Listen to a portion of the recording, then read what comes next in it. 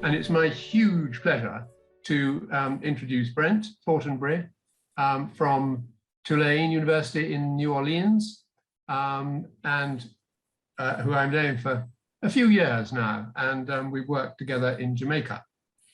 He is Director of Preservation Studies at Tulane, and also the Christovich Associate Professor in Historic Preservation.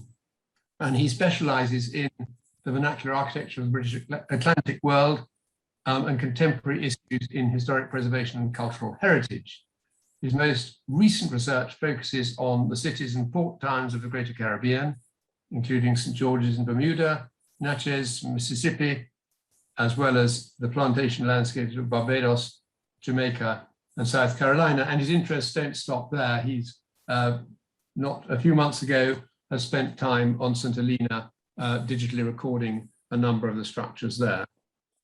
So he's a great ally and support to the Commonwealth Heritage Forum, and we hope that will long continue. He's authored numerous journal articles, book chapters, conference presentations on early modern vernacular architecture, and, which is the key thing for this evening, the application of technology in historic preservation.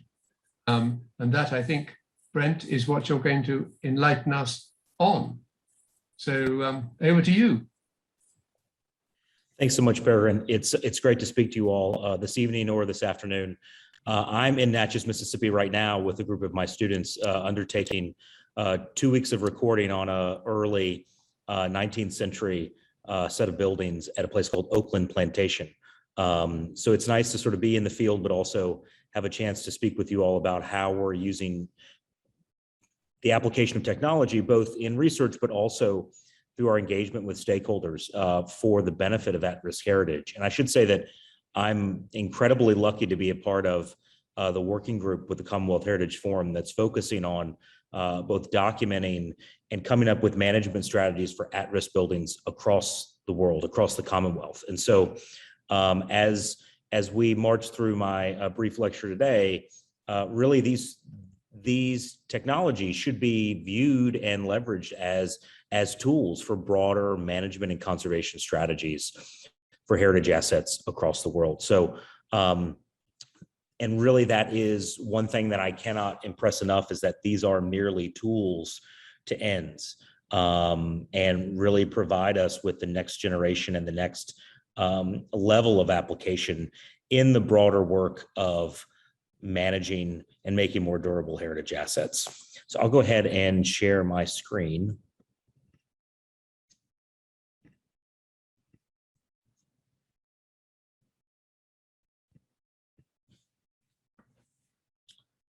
So when we think about buildings investigation, we often think about the more analog applications of it, whether we are taking detailed notes of historic buildings in narrative form, or in the case of an amazing building in Bermuda that in order to save it, we actually took apart, as you see here on the right.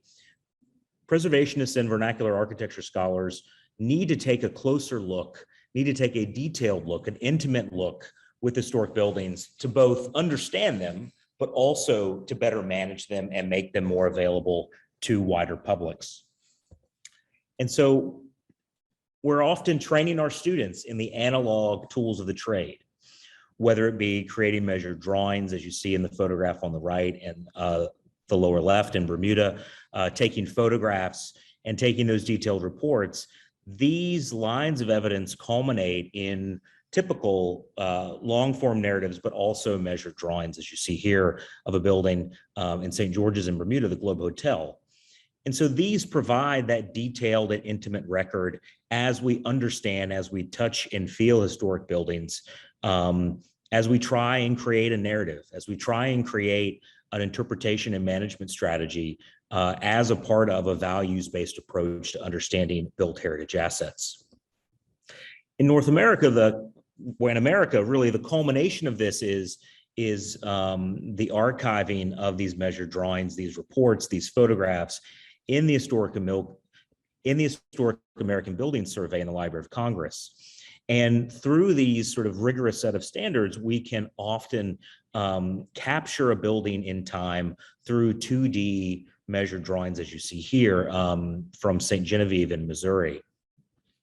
And really in North America, up until about 10 years ago, this was the pinnacle of how we not only recorded and investigated, but made more durable and curated historic buildings for both stakeholders, but also for research as well.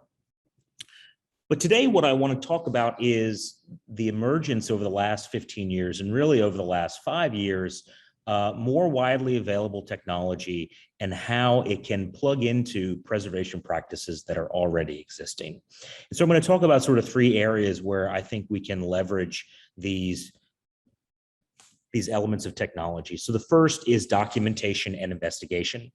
The second is using these tools for better, more robust management of historic buildings. And then finally, understanding how we can leverage these tools as a part of the engagement process. How do we reach the public in a much more robust way? And much of this has to do with the fact that, you know, we can't deny that we experience the world through our screens more and more, whether it be through a webinar such as this, whether it be through a smartphone where we're taking pictures constantly and videos and posting them on sites like Facebook and Instagram. And so increasingly, particularly younger generations, they are plugged in, as we all know. And so in many ways, in order to retain relevance, preservation has to key into the use of technology as a part of the work that we do to better engage in public. So that's sort of the third part that I'll talk about at the end of the lecture. So starting out, as many of you know, the use of technology is growing in the field of preservation, whether it be the use of ground or airborne laser scanning. There's a laser scanner on the right-hand side of the screen. On the right-hand side of the screen at the Hayward Washington House in Charleston, the use of drones, both as a part of sort of more static survey, but also as a part of photogrammetric modeling. These technologies are increasingly being used in the professional world, particularly in the allied fields of the built environment, but also more and more programs that focus on preservation in the academy have begun to leverage these tools. And often I tell my students that it is, you know, for my generation, these tools are new and exciting. They're cutting edge, as it were. But for their generation, they're going to be required to be able to use and leverage these tools and technologies in order to get a job, in order to be a leader in the field, moving deeper into the 21st century. Particularly, just starting off with sort of the simplest application, drones in particular, as many of us know, you can go to Walmart now and buy a drone and fly it around. But for a historic building survey, capturing an aerial photograph of a building such as here in Jamaica at Chippenden Park, which is a change of air house that was built by John Tharp, who more famously owned the plantation of Good Hope and several surrounding plantations on the north coast of Jamaica, provides us with a much more comprehensive understanding of the standing fabric. And here you see that the outer envelope of the building is actually round as it's set within this broader sort of mountain landscape on the north coast of Jamaica. And so in previous generations, getting a lift or getting fastening the camera onto a balloon and floating it up in the air, drones now provide a new way that we can understand the ways that buildings and landscapes fit together as an ensemble in the historic period. Additionally, understanding a small segment of a building set within a broader landscape, as you see here at the Poly Schoolhouse on the border of Texas with Mexico, we can really understand the way that vernacular buildings, everyday buildings in particular, fit within broader cultural landscapes that you see here. Just a striking image of this early 20th century schoolhouse within this sort of very harsh landscape of the Texas borderlands. Drones also provide us a way to do investigation and to understand how standing structures exist today. Here you see a drone video of the Bennett Rice Mill in Charleston, South Carolina, which we recorded a few weeks ago. And instead of having to buy scaffolding or or rent a bucket truck to throw up to be able to investigate this building, we can use unmanned aerial vehicles to be able to capture both elements of the fabric that were not reachable by from the ground, but also, again, how this facade of this 19th century urban rice mill, which surprisingly has survived several hurricanes, most recently the major Hurricane Hugo from the 1980s in Charleston, but also how it survived within the context of the Port of Charleston, which is one of the busiest ports on the East Coast. You'll note that on a typical summer afternoon, this standing facade is surrounded by cars of passengers on the cruise ship that typically leaves from the Port of Charleston. And so using aerial photography in this way, again, provides us with a more intimate, a more nuanced understanding of the way that historic resources fit within the broader landscape. Laser scanning provides a very sort of pointed tool in ways in which we can rapidly and accurately capture information, historic building information, and then use that data to translate it into graphic representation, whether that be 2 or 3D drawings, but also 3D models. And so here, from a project from a few years ago at Untitled Chapel, you can see a laser scan model that comprises about 125 scans of the exterior of the building. Each of those 125 scans has roughly 65 million points of data at an accuracy of 3 millimeters at about 30 meters. And so very quickly, we were able to capture not just the entirety of the envelope of this building, but also every piece of historic material that is visible. And so that is the one thing that I'm constantly telling my students is no, laser scanning cannot look through walls. I wish it could, but it's all line of sight based. So whatever the scanner can see is what it captures. So we not only laser scan the exterior of the building rapidly, we can also scan the interior. And so here you see a section of that same building within the jerkin head roof, where you can see very clearly the outline of a pair of king post trusses that are used to support that heavy slate roof. Again, the amount of time and the amount of effort that would take to record all of this information in a hot roof in South Carolina would take several days and a team of people. We were able to scan this through five scans in a matter of an hour. So we were able to capture all this information just as purely investigating and documenting the building. Here too are 2 more examples of photogrammetric models. So photogrammetry is a process of taking a series of photographs and using a software program and overlapping those photographs with at least 30% overlap. You can find those common points and create a textured mesh of your subject. So in this case, you can see a section of a quarter from McLeod Plantation in South Carolina, or on the right, a photogrammetric model of Longford Ruin in St. George's in Bermuda. Again, all this information is scaled, all of this information is accurate to or better than Historic American Building Survey standards, which is 1/8 of an inch. And so we can very rapidly and accurately capture historic building information using these technologies. But we can also scale this up into the site plan. So here you see a site plan of a churchyard in Charleston at Circular Church off of Meeting Street, where just in an afternoon, whereby it would have taken a total station the better part of a day and a half probably to capture over 575 individual stones, we were able to use the laser scanner to capture this landscape in a matter of 2.5 hours, again, to an accuracy of about 1/8 of an inch. And so in thinking about the labor involved of capturing this information, moving a total station around, rectifying the points that might be not entirely accurate, we here, by stripping away the trees on the site, by stripping away the building, which is that big void in the middle of this section, we can accurately and rapidly capture the landscape of the churchyard.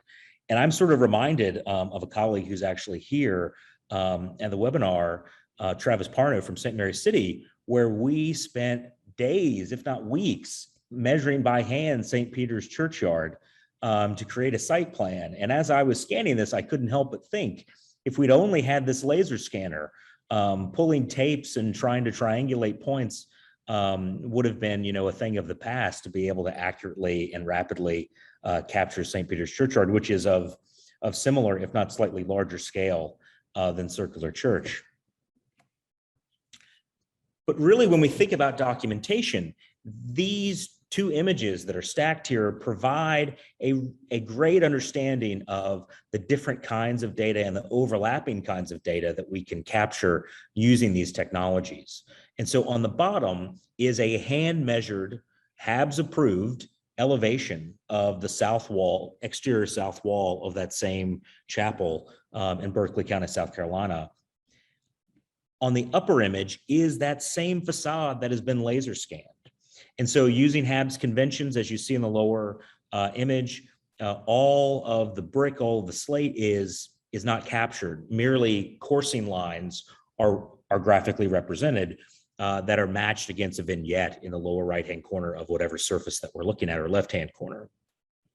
Contrast that with how much information is captured on that top image. Every brick, every mortar joint, every piece of slate, all of that is captured to high resolution accuracy to be able to visualize the facade of the building. And so if we were to take this scaled image and create a drawing, all those areas in the bottom that are graphically and sort of abstractly represented as coursing lines could actually be drawn in as they appear today. And so we are documenting as built as opposed to as aspired, as I often say. We're drawing an accurate representation of the building as it exists today in the 21st century, not as it was intended or originally looked.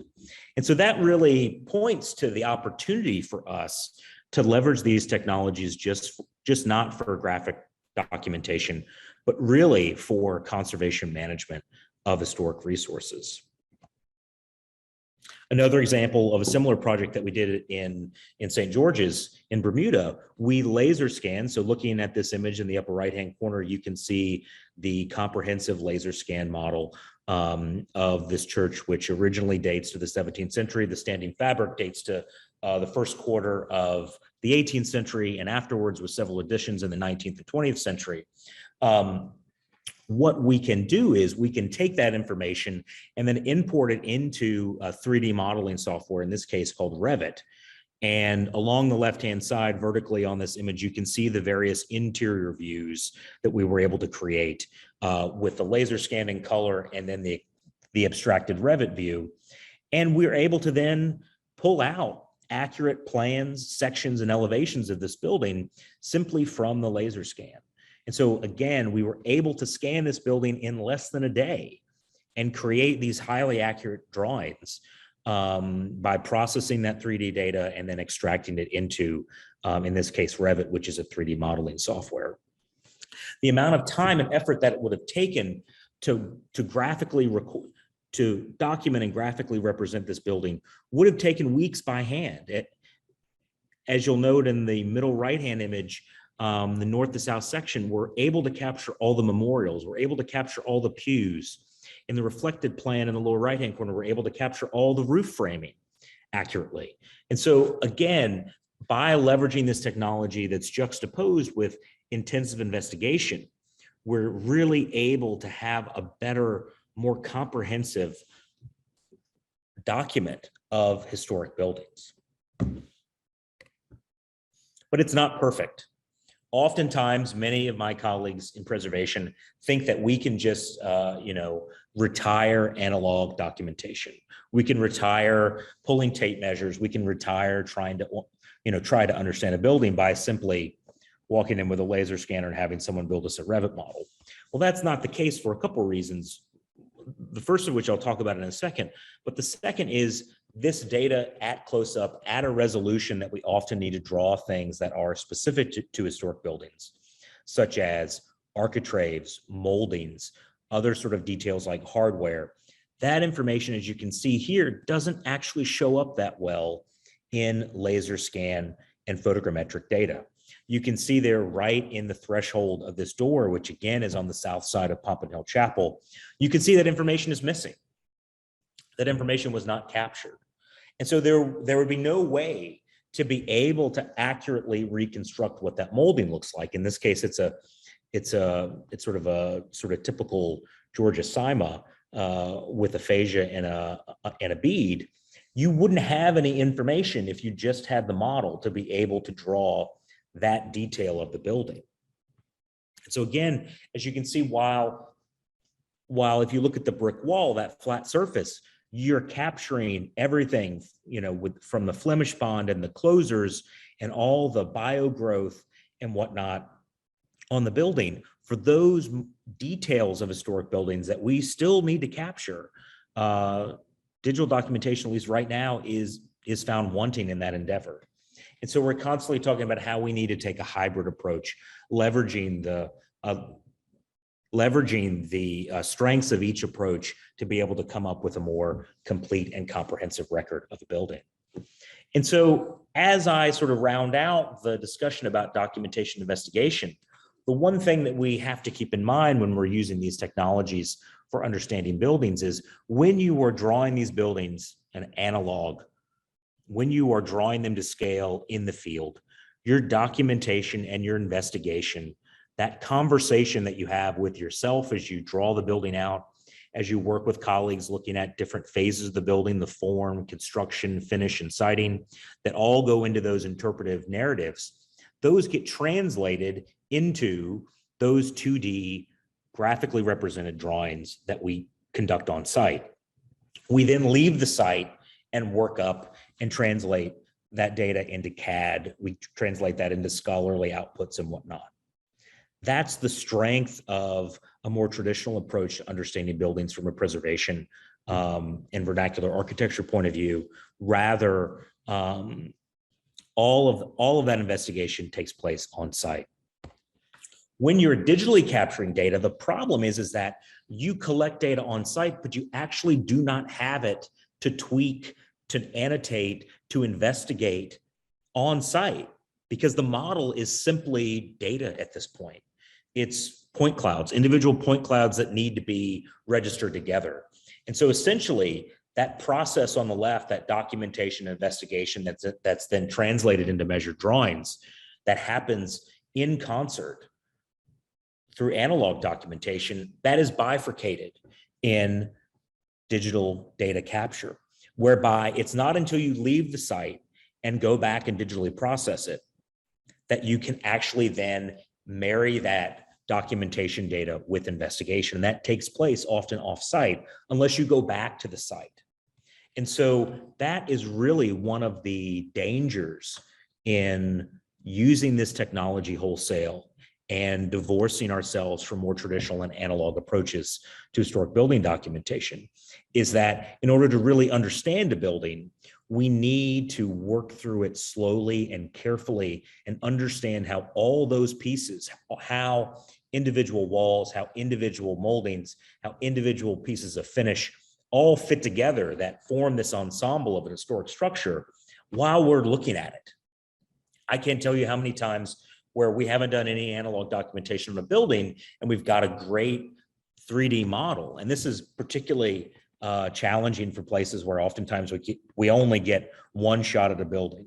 So if, oftentimes we go to a building and we think we might only get there once, and I'll show you an example of that in a moment, and then you have this model and then you actually don't have all the information you need. I needed that mutton detail. I needed the architrave around the rear door. And so there's often holes in these comprehensive models, such as here in this door surround, that we need to draw by hand, that we need to investigate by hand, that we simply do not have that information if we're only digitally capturing on site. And so I constantly advocate for a hybridized approach to understanding how each analog and digital toolkit work together to better document and manage historic buildings. So that's the way that we think about leveraging these tools like photogrammetry and laser scanning for historic building documentation and investigation. But what about the broader project of conservation management? How can we leverage these tools to better manage the standing fabric? So oftentimes we encounter buildings such as this, and I have to say it's incredibly sad, the next slide, but so 3 years ago, Peregrine and I were at this building in Spanish Town, Jamaica, a building called Manchester House, which, as you can see, is this amazing 9-bay urban townhouse in the heart of the former capital of Jamaica. And so we finished up another project, which we'll talk about in a second. And we thought that, you know, coming over here, engaging with the Jamaica National Heritage Trust, which owns the building, to talk about ways to better sort of potentially manage and save this one of the best examples of urban townhouses on the south coast of Jamaica, much less the broader Caribbean from this period. And so I very quickly, as the day was winding up, took a laser scan of the front facade of this building, thinking that, oh, you know, maybe in a couple of years, you know, there might be a hurricane that comes and knocks this building down. And so we really need a record of it. Well, 2 weeks after we left the island, the upper floor collapsed of this building, just completely gone. Bricks were taken. And so if we had not laser scanned the front facade of this building, we would not have any record of the standing fabric of this building before its destruction. And so this, you know, one example really shows how technology can be used to rapidly capture some information of an at-risk building, such as this in Jamaica. But going back to the kind of data that's produced, we can very quickly and rapidly use laser scan and photogrammetric data to capture conditions as they appear on the building. We can map the conditions using this technology. So in this case, from a site in South Carolina called Sheldon Church, we conducted a comprehensive laser scan of the building, and then we use that laser scan output to then begin to map conditions on the building. So here, you're able to very clearly see the graffiti inside of the diapering on the exterior wall here. You see where it says Stokes, where the arrow is pointing. We're able to capture things like brick loss and plaster loss, lime wash loss. We have all that information that's bound up where it's placed in that 3D model. And so here again, we can map things like biogrowth all around the upper elements of the standing structure, as well as other elements of understanding the way that the wall's out of plumb, understanding the way that fabric might be falling away. And what we've created with this site is we've created a regular scanning schedule with the stakeholders and owners of this site, which is a public site, which if you Google Sheldon Church, unfortunately, you'll see many people go in there and take their wedding photographs in standing on the surviving bricks. One of the great cringeworthy ones is a woman in a wedding dress with a shotgun over her shoulder while she's standing on the side of one of these walls as bricks fall away at her feet, because it was more important to get a good Instagram photograph than preserving the historic fabric. And so we've created a scanning schedule with them whereby every 24 months, someone will come in and we'll laser scan this building, which only takes a day. Each one of the scans takes about a minute. You can scan this site pretty rapidly. And then using another software program called Cloud Compare, you can actually compare those 2 point clouds to see, has there been more plaster loss? Has there been more brick loss? Has there been increased damage to the site? And so again, coming up with a way to rapidly and accurately measure map conditions and how those conditions change over time is one of the great benefits of using this kind of technology in preservation. Now, at the same time we were scanning this, we also had a class at Clemson that went through and actually mapped the conditions. I scanned very quickly, and it took me 2.5 hours. It took the class mapping the conditions and sketching out elevations and plans close to a week and a half to do that. And so that gives you a sense of the difference in time and sort of the rapid nature of being able to capture that data on site. The difference again is that while those students doing analog were able to sketch and map on site, it was not until I went back to the studio and processed this information and created this model that then could I begin to map the conditions onto the standing fabric. So how we did that in this case was, instead of using a program like Revit that for private conservators and private sort of in private practice costs over several $1,000s a year, we use the free open source Recap, which is from Autodesk, which is a company that does many type of architecture software. We use the annotation features on Recap to be able to, each one of those dots and each one of those dialog boxes represents a condition that was mapped. And so when you click on each one of those boxes, you get a drop-down menu with notes from the conservator and a photograph. And so we can hand this quasi-historic building information model to conservators, to the owners of the standing structure, and they can have an accurate record of the conditions at this any one time of the standing fabric. And it provides a new, innovative, and much more rapidly capable way that we can manage the changing conditions on the site. And we can better manage that standing structure through a quasi-BIM model such as this.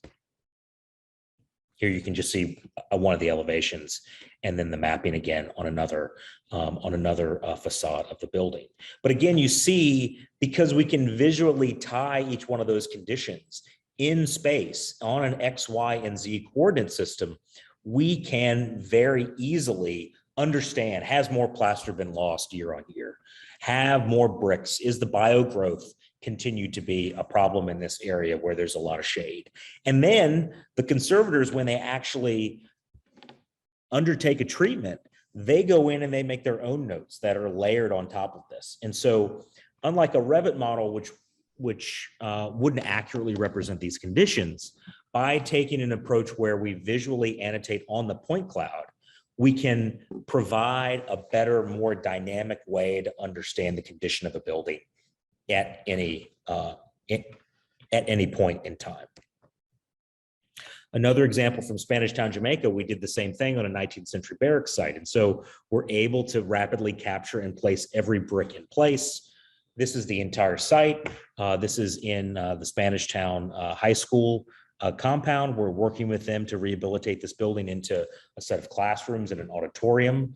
COVID has, really dampened these efforts, but then using again a similar, not as high-tech way, we're taking an overlay. So we're isolating, as you see here in the image on the right, we're isolating individual standing elevations and then creating conditions mapping with an overlay and a light sort of CAD outline of the fenestration of the building. Again, primarily because there aren't computers that are powerful enough to be able to visualize this kind of data that are easily available in Jamaica. And that is really something that I didn't touch on in the beginning, but that is the primary barrier to leveraging these tools is cost. So the laser scanner that we use costs $75,000, and the software program, even with the university discount, is $3,000 a year.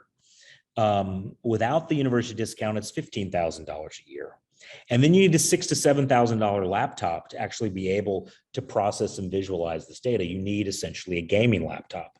And so while the technology is becoming cheaper and more available, the processing power required to actually work with this data and map it and create sections and slices of buildings for graphic documentation, you still need a $6,000 to $7,000 computer to do that. And so we have to be creative, such as this, leveraging that data for simple 2D overlays. We have to be creative in the way that we can approach and provide this data to stakeholders. The worst thing we can do as preservationists, I always tell my students, is write a report that sits on a shelf. That doesn't do anyone any good. And oftentimes projects scan to scan, and then that data sits on a hard drive that no one looks at again, but it creates a striking set of screenshots that creates a striking report or a presentation such as this. So our focus, particularly with the work we're doing with the Commonwealth Heritage at Risk project, is understanding how we can use these tools for the benefit of management for stakeholders. How can these technologies be tools, a means to an end to better understand and better manage these historic structures? We can take this a step further beyond simple sort of conservation management, working with planners and FEMA and the Speed Center out of Rice University and the Institute for Disaster Resilient Texas out of Texas A&M. Working in Galveston, we laser scan the Strand district of Galveston. And then working with flood and inundation models, we've begun very early on, to visualize what flood and inundation would look like for this historic district based on previous flood inundation schemes from hurricanes, but also projected inundation schemes from stronger and stronger hurricanes. As we know, human-driven climate change is having an impact on our weather in that we have more frequent and more intense storms. And so, again, we can take and leverage this data beyond mere documentation and conservation to better understand external impacts on historic structures, such as this flood and inundation model. With this modeling in hand, planners, engineers, we're working with the Corps of Engineers, they can be better prepared and come up with better mitigation and management strategies for historic buildings in flood risk and flood prone areas along the coastline and in island contexts. Finally, we can think about ways that we can use these technologies to better engage with the public. As I said at the beginning of the talk, people are increasingly consuming and living in the world through their rectangles, through their screens, through smartphones, through laptops, through TVs. And so for preservationists, one way to engage particularly younger generations is through these digital tools.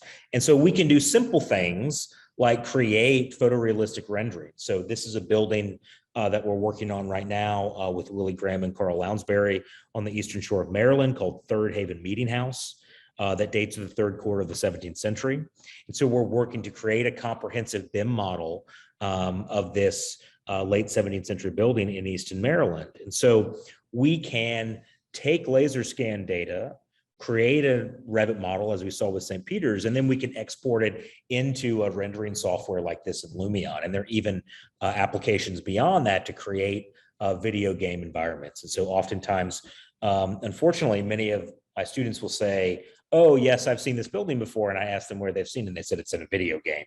That's actually happened a lot in New Orleans. There's some video game that used New Orleans as one of its core video landscapes.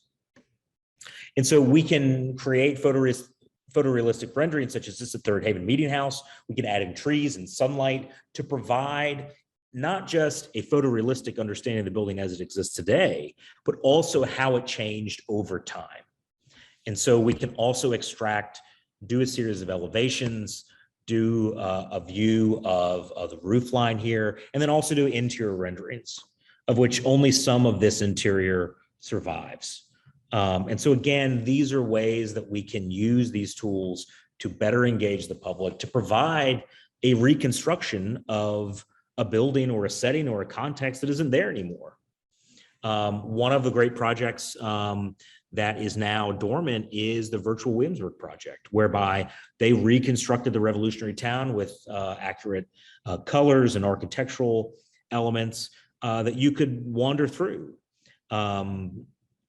Andy Johnson at UVA and Lewis Nelson are working on that at UVA to reconstruct Jefferson's academical village and understand how that was a stratified landscape of enslavement juxtaposed against this idea of knowledge production. And so, again, we can use these renderings to show in a very static way how buildings were at a particular point in time, how they've changed, how they might be reconstructed. And we can also, take a step further in a very sort of simple term and using laser scan data, as you see here with Sheldon Church, provide individuals with essentially a fly through. And so these are becoming, more common. This is work that we did while I was at Clemson at the Warren Lash Center. we can provide these sort of video fly-throughs to, again, be able to have people engage with this fabric. This was an early video that we've done, but there are many people out there, many scholars and practitioners that focus only on these kinds of 3D fly-throughs and have textures and lightings and all sorts of renderings that essentially immerse you in this world. AR and VR are the next sort of step in this that preservation is starting to get into as a part of their leveraging of these technologies. And the final thing I'll show you are how we can create 3D models that are easily accessible, whether it's just in a web browser. And so this is a photogrammetric model of a mantelpiece from a place called the Cloverfields in Maryland. Again, a project that I was working on with Willie Graham. And so he took the photographs and we created a photogrammetric model of the mantle. And so then creating a mesh and then overlaying a photographic texture on top of that, we can create an accessible 3D model that if I exit out of my presentation and share a new screen, that we can then upload to open source websites such as Sketchfab. And so you can go on this website and play around with this 3D model and zoom in. One of my favorite mantelpieces, you can see the man here is pulling the pig's tail as a part of this agricultural scene. And so you can very easily engage in this architectural rendering, this architectural model from your iPhone, from your Android device, from your desktop, all accessible through a browser. And we can scale that up even further for a very quick photogrammetric model that I did of Longwood House on St. Helena Island, which is the building that they constructed this, they enlarged this building for Napoleon, and he eventually died in this building. And so again, by simply flying a drone around this building and capturing over 500 photographs, we can create a photogrammetric model that is textured, that is colored, that people can engage with. And you can program these and interpret these. And we're using this data to create a digital heritage trail as a part of an accessibility push for St. Helena Island, because as many of you know, it's one of the most isolated places on Earth. It takes, from the United States, it takes roughly 2.5 days to get there between changing planes and flying and refueling and then flying out into the island. So for a remote place like St. Helena, these tools become critical to engaging the public in built heritage models. And so that's all I have today in this brief talk about how we can leverage these tools for better documentation of historic fabric, how we can use them to better manage and conserve staying historic buildings, and how we can better engage in the public. We, as preservationists in the world of built heritage, are still learning how to use and leverage these tools. But what's clear is that we have to work with computer scientists, we have to work with artists and others across the allied fields of the built environment to be able to all work together for the better management of our built heritage across the world. And so that's why it's so exciting that we can use these tools for the betterment, in the effort of making built heritage more durable. So thanks very much. And thank you very much indeed. As ever, fascinating and absorbing. And we've got one or two questions. I'm going to hand over in a moment, I think, to Ferial, because I think it's better if she addresses you directly. But I just wanted to endorse what you were saying about the need, when you're not to rely entirely on digital technology, that the importance of the way I was brought up, which is when you surveyed a building, by the time you'd finished measuring it, you really understood it. And there is a risk that, as you rightly pointed out, of using the technology and then not properly looking at the building. I mean, it's the same as photographs, isn't it? If you take millions of photographs of a place and then say, what can you remember about it? In a week's time, probably not very much. If you've drawn it, you will remember. So absolutely. It's why even this week, I mean, we have all these tools in the back of my car, and the students, some of whom are here, are eager to use them. However, learning how to investigate and document a building by hand is still at the core of needed practice in built heritage conservation. And so without that, you really can't understand a building. And before I hand over to Periel, which I hope you're there and you will pick up in a moment, but I had one other question, how do you, the laser scanning relate or connect with ground penetrating radar, where you're looking at substructure? Yeah, so we when I was at Texas A&M, so I just started in New Orleans this year.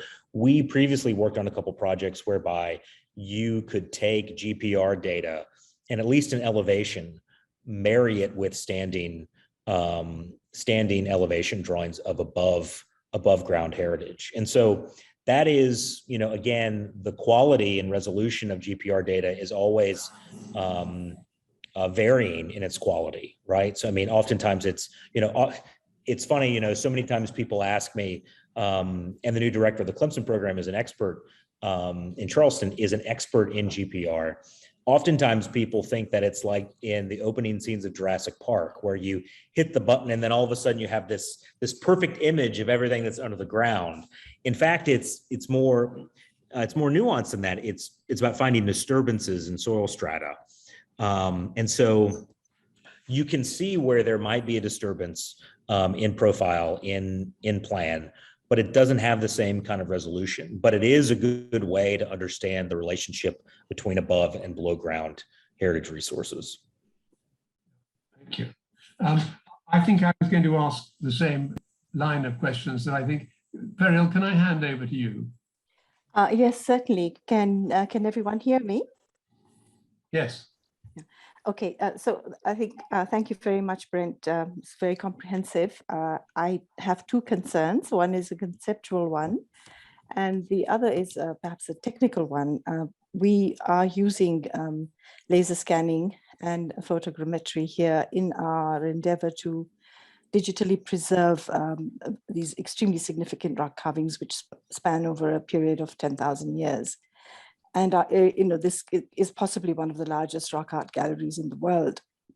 So there are two issues here. One is, the process itself of using digital equipment.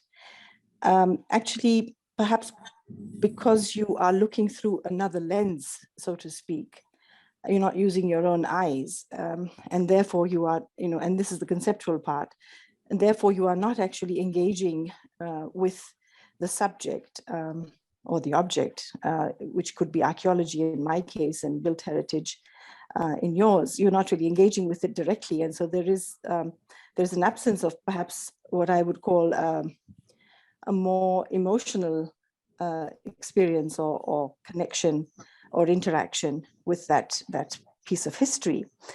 So on one side you have the disadvantages of using this sort of technology. I mean, even if much before digital technology became vogue, we were using just cameras, to snap photographs.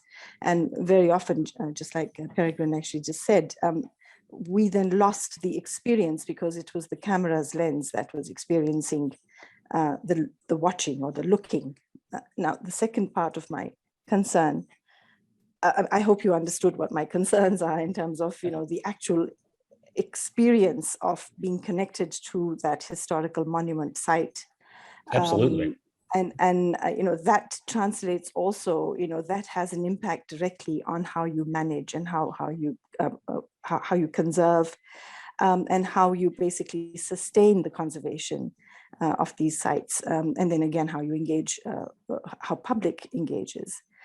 The second part is the technical part. I was very intrigued when you showed us the image of the wall. I'm forgetting the name of the edifice, but there was the entryway, the doorway, and you mentioned it was not possible to get a complete comprehensive image. And I'm just wanting to understand why that is. I mean, has it anything to do with light? The surfaces reflecting light, because the brick would have absorbed light, and I'm not sure about the technical aspects.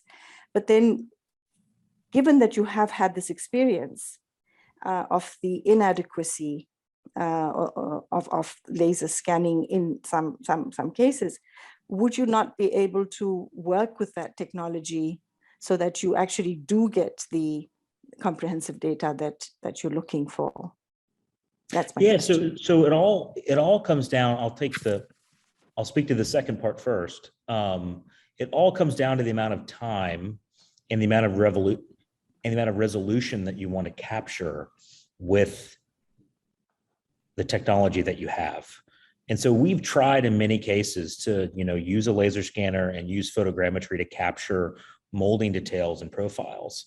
And essentially the cost benefit analysis is it's just easier to go in there with a molding comb and actually draw it by hand and really understand the elements of that finish than it is to try and extract and extrapolate, particularly for early modern moldings where you have, it's a complex molding with a backband with some sort of, an ovalo, a cavetto or cyma and a, potentially once you enter into the middle part of the 19th century in this country, you get quirked elements. And so the molding is rolling in and over itself. And so to be able to capture that resolution is incredibly difficult. And even when you're doing photogrammetric modeling, it's impossible to get the proportions right almost because the camera is looking for common points using triangulation. And so it's looking for those common points that then can create that surface texture. And so at least right now, the scanners that we have, now we do have mobile structured light scanners, which is, the field of view on that is, no more than 1.5 feet. That's a great way to be able to capture moldings. But again, that's then another data set that then you have to integrate into a 3D model. When in the case of, if you're thinking about this sort of dual approach of analog and digital, it's just easy to go in and just put the molding profile on there and just draw it by hand. I will say to the first part of your question, I agree completely. I often tell my students that, what we do is an intimate encounter with the building.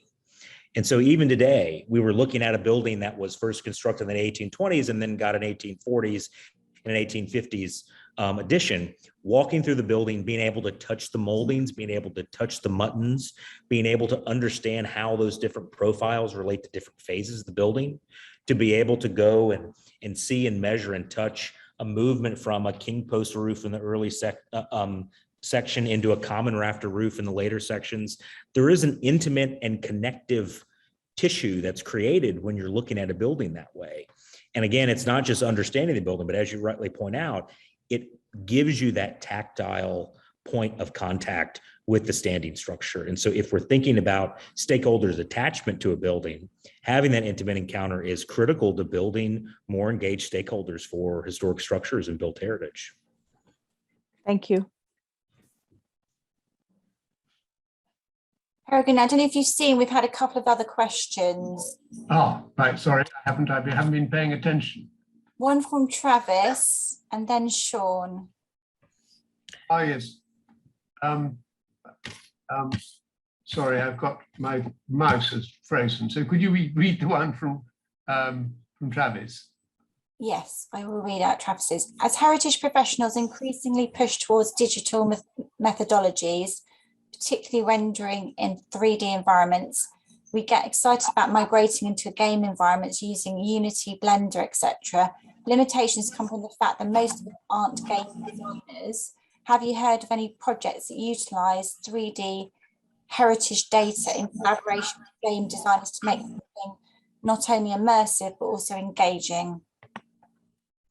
Yeah, so Travis, the ones that I know is there was a scholar at the University of Central Florida, Edward Gonzalez Tennant, who was working with gamers on a plantation outside of Amelia Island, actually, in Florida, where he was beginning to try and use the laser scan data and the hand measurement data that he created to dump it into Unity, I believe.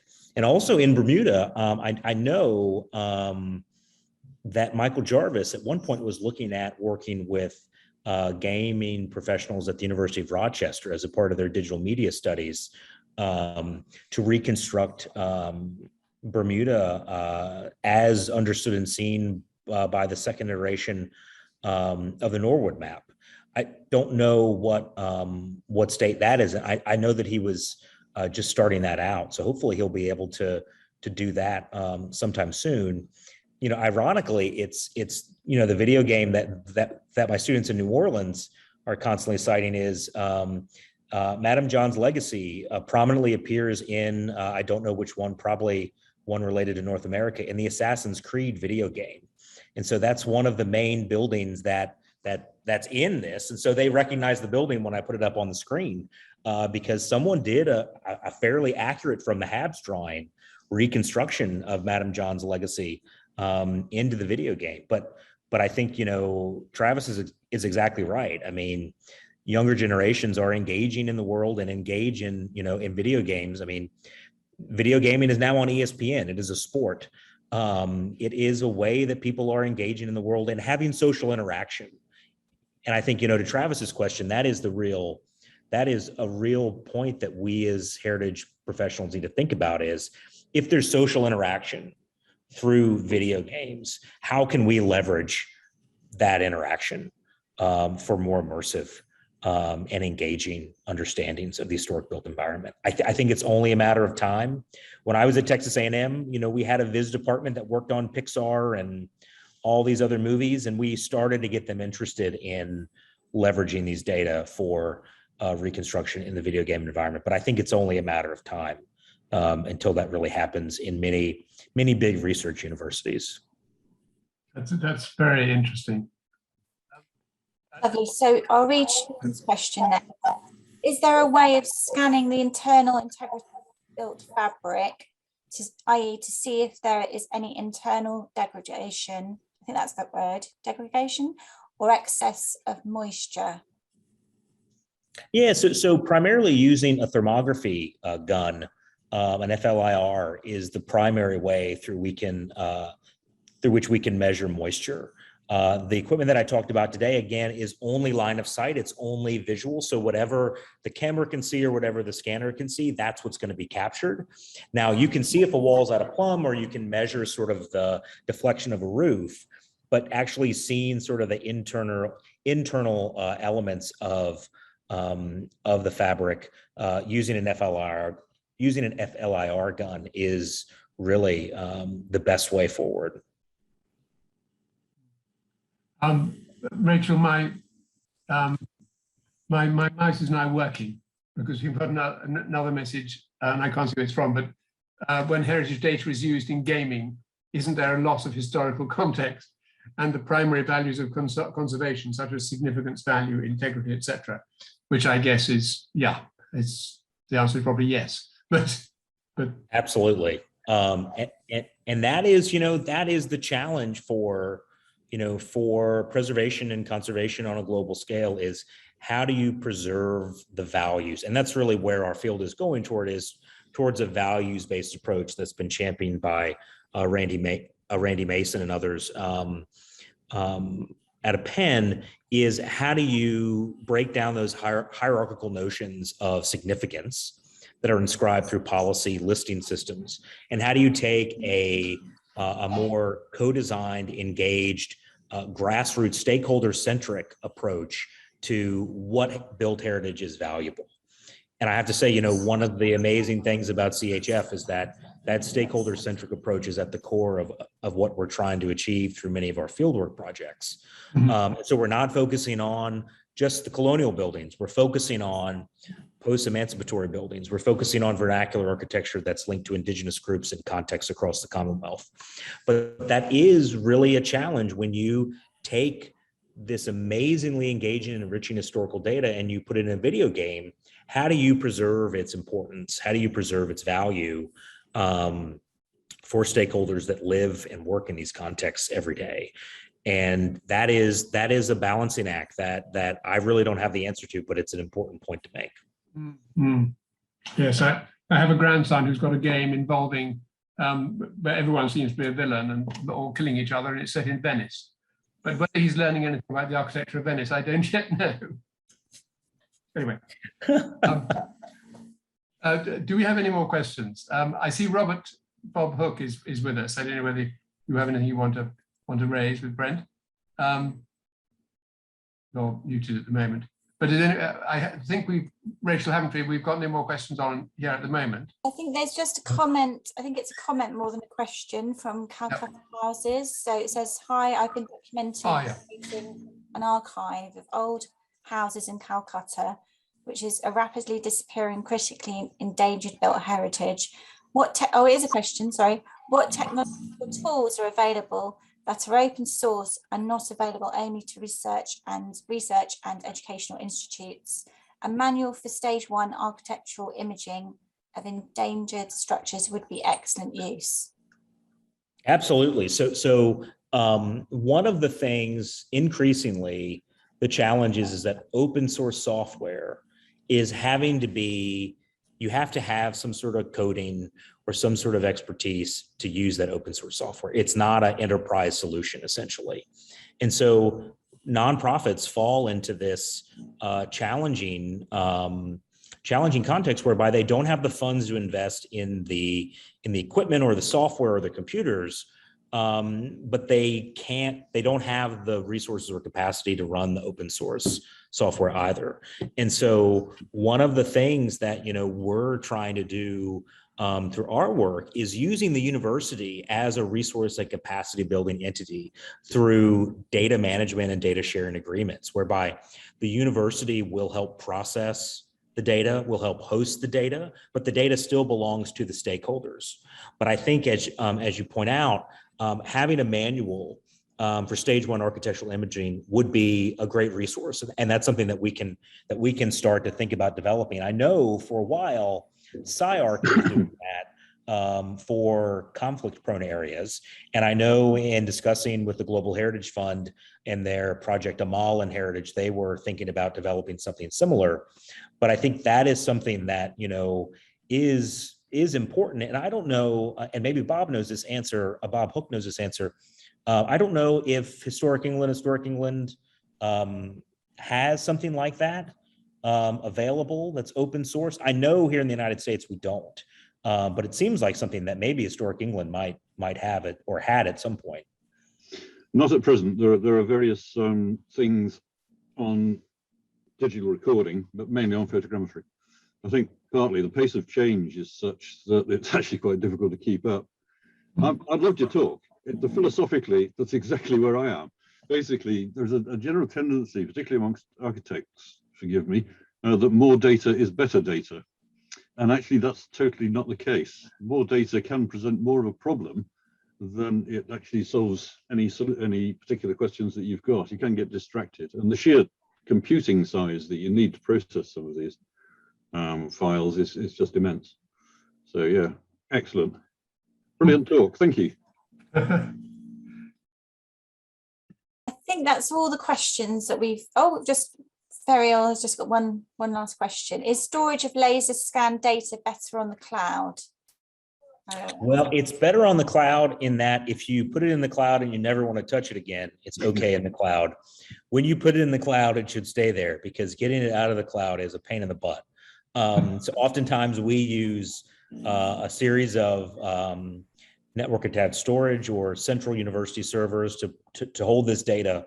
But it is the problem, as Bob points out, is that the amount of data required is just vast. I mean, just in this presentation, the amount of data that I have collected is, several hundred terabytes of data that I have sitting in various places. And that is one of the reasons why in this country, the Library of Congress does not take digital data, is because it just is so big.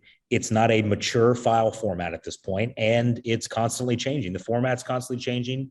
The software that can read the data is constantly changing. And so it's incredibly difficult to find a sustainable practice. And to another question about funding, it is really, we're using, particularly in the work that we're doing through CHF, we're using the university as a capacity building entity. And so because it's not commercial, because it's not nonprofit, many of our costs of investment in software and hardware are a part of the academic mission in both research and teaching at the university. And so using the university as a resource and capacity building entity is critical for this kind of work, because as we know, many of us, if none of us, get incredibly wealthy doing what we do. We're not in it for the money. Maybe we should all be, hedge fund managers for a few years and then come back and do this again if we want to not worry about costs. But it really is project to project, just finding enough to cover costs and whatnot. So you have to be creative in the way that we can do it. And that's, at Tulane, one of our missions, our service mission, is to do this kind of capacity building work. And so the university provides the offset and the infrastructure for a lot of these projects. A couple of follow-up questions from Ferial. If one wants to use the data to replicate the scanned image, what would you suggest as a storage device? And then suggests replicate through 3D printing. I guess this is Sarah talking about the images, the stone carvings that you're dealing with. Yeah, so I'm actually working on an exciting project right now that we're in the middle of in Central Texas, where working with Texas Parks and Wildlife, we laser scanned a Spanish mission site, and we've actually 3D printed many of the architectural elements at a larger scale than they exist on the building, because they have a large number of blind and visually impaired visitors that come to the site. And so we're using the 3D printed models of the architecture in the building as a way to engage that population that comes to the site, to be able to pick up an element, touch it, feel it, hold it. And then we have an audio sort of clip that goes with that as a part of these sort of way around tags that work through NFC. And so you can make these models watertight and then print them in any sort of 3D printer. It's very easy. And it might not be great for actually putting in a building, but it can be for engagement, and also to be able to hand someone, okay, this is what this mantelpiece looks like. So for instance, in that example from Maryland at the Cloverfields, Willie Graham took the photographs, I created the model, and then we handed that to the carver, who then recreated that scene, that frieze in the mantle. So it's just sort of standard architectural modeling programs and softwares that can be used. Thanks very much indeed. I think that was fascinating, Brent. I agree with Bob's sort of concern about the amount of data, but obviously one of the things that you've shown, which is a key importance in the scanning operation, is how quickly you can record things accurately. I mean, like Manchester House, done in a couple of hours, and that record is invaluable. And there's no way we could have, it wasn't safe to measure by hand anyway. So I think it is a hugely, hugely valuable resource, and it just needs to be used, I think, with the sort of care that you have in mind. So thank you, Brent, very much indeed. And lots of people have enjoyed the talk, and they've said so, and I have hugely, and I know my colleagues have. So if I think that's probably time to close, and thank you very much. Thank you, Brent. Thank you so much for the invitation. It's always a pleasure to speak. Thanks. And we look forward to seeing you here, I think, before too long in this country. Absolutely, in just over a month now. So looking forward to engaging with the CHF in person.